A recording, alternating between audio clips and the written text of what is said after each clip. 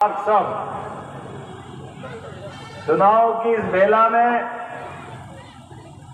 मुझे लग रहा था कि जौनपुर आऊंगा और जौनपुर के आने के लिए कई सारे अलग अलग अवसर आए, लेकिन मुझे सबसे ज्यादा आनंद तो आज आ रहा है।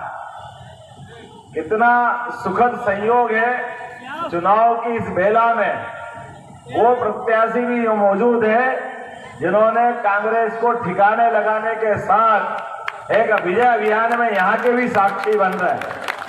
हमारे मैनपुर के प्रत्याशी और रायबरेली के प्रत्याशी दोनों यहाँ पे मौजूद है। दोनों के लिए ताली बजा करके अभिनंदन करें इस बात का। ये फिजाएं बता रही है, मौसम बता रहा है, हवा किधर जा रही है। दुश्मनों की छाती धड़क धड़क धड़क हवा निकलती जा रही है। जैसे हमको मालूम है, माता का सीता का अपहरण तो कर लिया रावण ने, लेकिन जैसे जाने अनजाने कोई सांप के दिल में हाथ डाल लेता और उसको मालूम पड़ता कि मैं किस चक्कर में पड़ गया। अभी का चुनाव भी थोड़ा थोड़ा ऐसा ही एहसास करा रहा है। कोई आगे दौड़ रहा, कोई पीछे दौड़ रहा, किसी को समझ ही नहीं पड़ रही है। और हमारे यहाँ भगवान राम का इतिहास ही कितना जोरदार था कि राम तो अभी गए ही नहीं है। अभी तो राम भक्त ने हनुमान छलांग लगा के समुद्र पार कर रिकॉर्ड बनाया।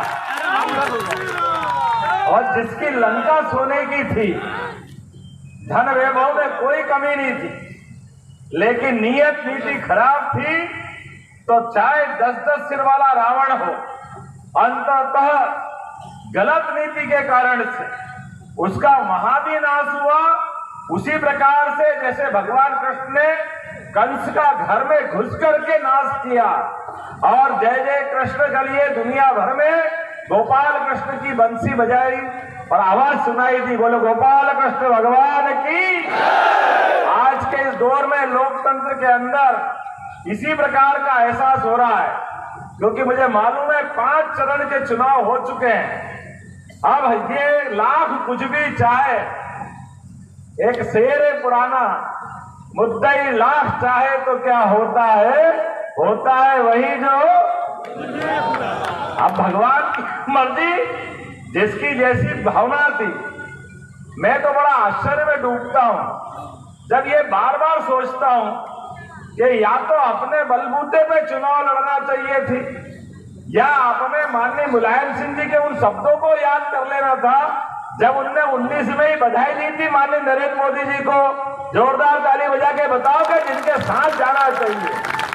शुभकामना किसको मिलती है? जो जीता वही। और जीतने वालों को शुभकामना स्वर्गीय मुलायम सिंह जी ने दी, लेकिन पता नहीं क्या, जब समय खराब आता है, अब आदमी को कोई अच्छा आगे बढ़ना हो तो आगे बढ़ने के लिए कोई डूबते जहाज में बैठता है क्या? ये डूबते जहाज की सवारी करके लंबा सफर तय करना चाहते हैं, लेकिन सफर होगा कहां? आप तो अपने जिस जहाज में बैठे हैं उसकी तली फूटी हुई है।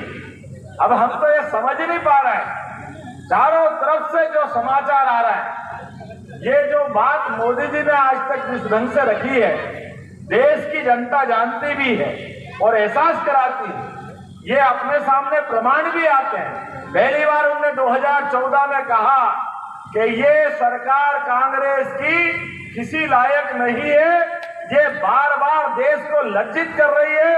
ये आतंकवादी घटनाओं के आधार पर दुनिया का सबसे मजबूत देश 60 साल से अपनी निगाह नीची करके, ये पिद्दी सा पाकिस्तान जिसकी अपनी आबादी खुद की 20 करोड़ के आसपास होगी, लेकिन 60 साल से जब भी कोई आतंकवादी घटना होती तो ये कांग्रेस और कांग्रेस के साथ वाले सभी लोग हमेशा छाती पीटते हैं।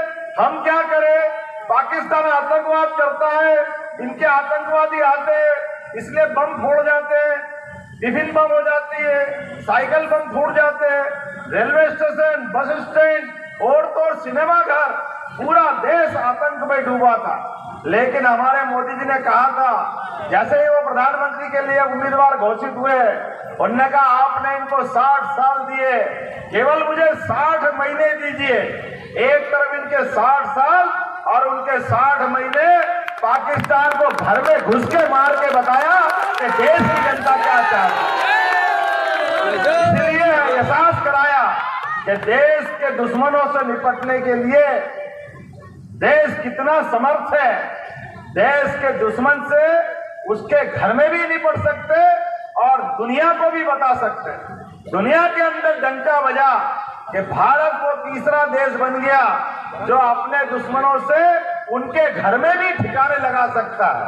ये एहसास हम सबको हुआ और वो लोकतंत्र की पहली जीत मान लो अपने यहाँ से, जिसके आधार पर मोदी जी ने 2014 में डंका बजाया और केवल पाकिस्तान को ठिकाने नहीं लगाया, आर्थिक रूप से भी इस देश को ऐसा सक्षम बनाया कि इस देश के अंदर आर्थिक रूप से कितने प्रकार के विकास के काम चल रहे हैं। अब ये कांग्रेस के लोग आते हैं, दूसरी पार्टी के भी आते हैं, एक भी ये नहीं कह सकता है कि ये 75 हवाई अड्डे बने कैसे। आपकी सरकार के 60 साल और आपने कितने हवाई अड्डे बनाए, ये नहीं बना सकते। मोबाइल इंडस्ट्री में भारत दूसरे नंबर के स्थान पे पहुंचा है।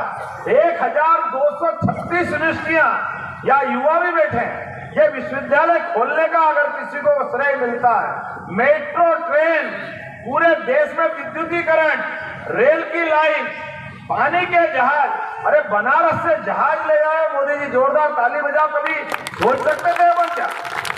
और हम तो जिनकी जय जयकार करते हैं, अपनी सबकी छाती 56 इंच की तब हो गई जब कोई विदेश का मेहमान आया और अभी तक तो ताजमहल और क्या क्या भेंट करते थे। हमको लगा कि पहली बार पवित्र गीता अब अमेरिका के राष्ट्रपति को मोदी जी के हाथ से दे करके ये पूरा देश का मान बढ़ाया, सम्मान बढ़ाया। अरे गीता से पवित्र ग्रंथ कौन सा हो सकता है?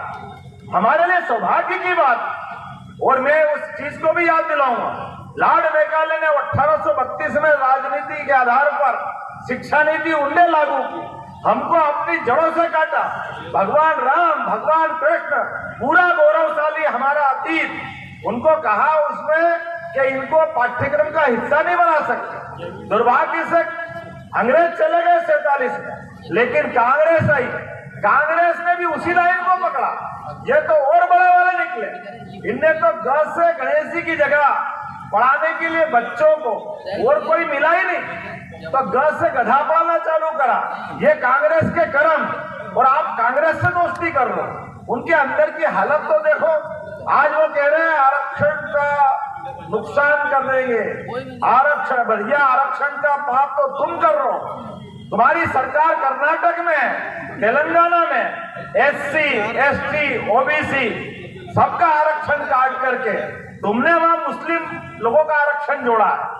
धर्म के आधार पर संविधान इस बात की मान्यता नहीं देता क्या आप आरक्षण दे सकते हो, लेकिन ये पाप आप कर रहे हो। और मुझे इस बात की प्रसन्नता है, ये जितनी मर्जी आए करे, जो करना हो करे, लेकिन अभी बदलते दौर का ये भारत है। भारत के अंदर समय करवट बदल रहा है और समय की बदलते करवट में 142 करोड़ का देश और दुनिया का सबसे युवा देश, इस देश में किसी बात की कमी नहीं है। इस देश में वो सब कुछ है जिसके बलबूते पर देश ने अपने उदाहरण पेश किए। और मैं जहां बात कर रहा हूं, ये तो और पवित्र धरती है। आपको प्रणाम करता हूं तो लगता है कि एक बार जीवन धन्य हो गया, ऐसा लगता है जौनपुर की धरती। अगल बगल की सीमाओं को देखो, जिस देश की सीमाएं आज जितनी सुरक्षित है, हमारे यशस्वी प्रधानमंत्री के पहले अपने खुद के देश के अंदर आसपास के कोई देश देखो, न पाकिस्तान, न चाइना और तो श्रीलंका जैसे छोटे से देश को भी अपने पास में चीन की गोद में बिठा करके सारी सीमाएं सुरक्षित कर ली थी। और मुझे खुशी है इस बात की, जैसे यशस्वी प्रधानमंत्री की सरकार बनी,